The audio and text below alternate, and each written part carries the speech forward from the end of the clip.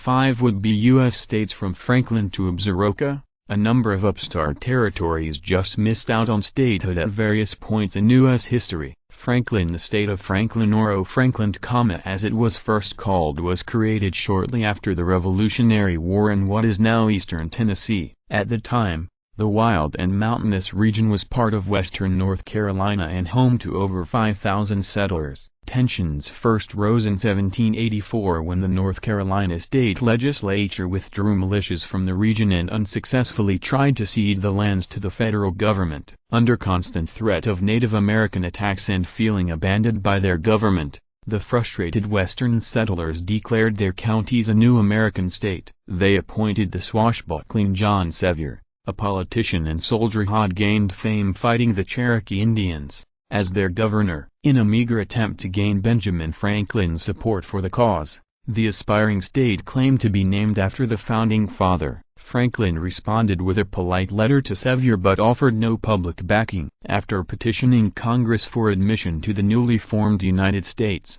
Franklin narrowly fell short of the two-thirds majority needed for statehood. Yet the rogue territory continued to exist as an independent republic with its own courts, legislature, taxes and constitution. In 1788 Sevier made an audacious bid for aid from the Spanish and was quickly arrested on charges of treason. Franklin soon collapsed and was reclaimed by North Carolina. Its lands were later ceded to help form the Southwest Territory, which became the state of Tennessee. Sevier escaped serious punishment for his actions and, thanks in part to his legendary reputation as the leader of Franklin, went on to become Tennessee's first governor. Deseret was a western state proposed by Mormon settlers in 1849, with borders that included parts of modern-day California, Oregon, Nevada, Utah, New Mexico, Arizona, Wyoming and Idaho. It stood to become the largest state in the Union. But if the sheer size of Deseret wasn't enough to derail its path to statehood,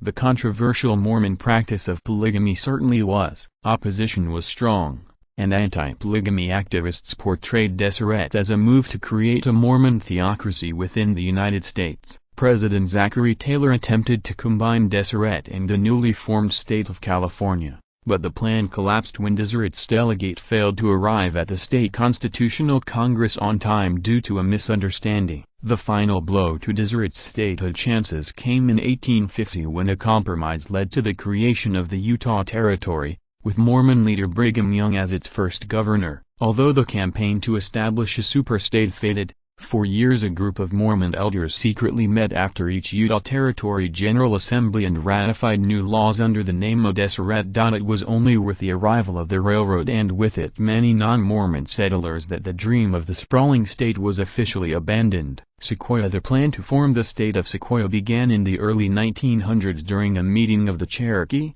Choctaw, Creek, Chickasaw and Seminole Native American nations. At the time, the eastern part of what would later become Oklahoma encompassed the Indian Territory, a region populated by some 60,000 indigenous people. In 1905 the nations held a convention in Muskogee, where they drafted a proposal to turn the Oklahoma and Indian Territories into two individual states. Their new state, dubbed Sequoia after the creator of the Cherokee writing system, had a proposed 48 counties and represented an attempt to maintain some degree of Native American self-governance over the Indian Territory. The proposed constitution was expansive and included many progressive ideas, including antitrust laws and restrictions on child labor. Still, it ultimately failed in the U.S. Congress, which balked at adding two new western states. Instead, the Indian Territory was incorporated into the new state of Oklahoma in 1907. Nevertheless,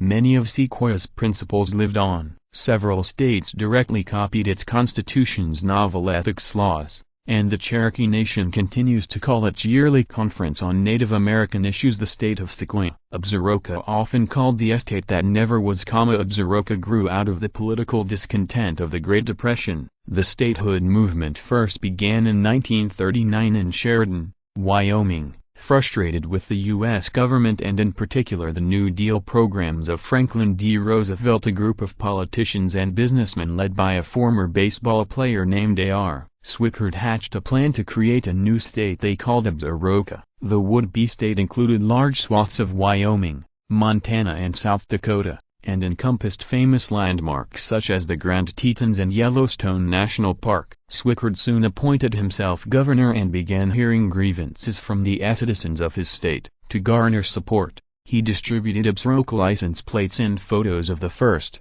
and last, Miss Absaroka. Despite its initial popularity, the statehood movement's novelty quickly wore off, and an official proposal for secession was never drafted. The story survives today largely thanks to the Federal Writers Project. Ironically, one of FDR's New Deal programs which chronicled the Absaroka phenomenon while compiling travel guides to the American West. Jefferson. The audacious scheme to form the state of Jefferson began in 1941 when a group of copper mining counties in Northern California and Southern Oregon grew fed up with insufficient government funding for their highways. In a slightly tongue-in-cheek gesture, the residents of the area convened to form a new state. A newspaper contest led to the name Jefferson, and the group went so far as to elect a judge named John Childs as its first governor. They even adopted a state flag emblazoned with a large X, a reference to the double-crossing politics that had led to their secession. In a show of Jefferson pride, a group of men armed with hunting rifles blockaded the highway between Oregon and California and gave bewildered motorists a flyer that read, "Oh, you are now entering Jefferson." Unfortunately for the aspiring Jeffersonians, other events ultimately overshadowed their act of secession. Just 3 days after Judge Childs' inauguration on December 4, 1941, which was accompanied by a parade and widespread media coverage, the Japanese bombed Pearl Harbor. In the ensuing build-up to World War II, plans for the new state of Jefferson fell by the wayside.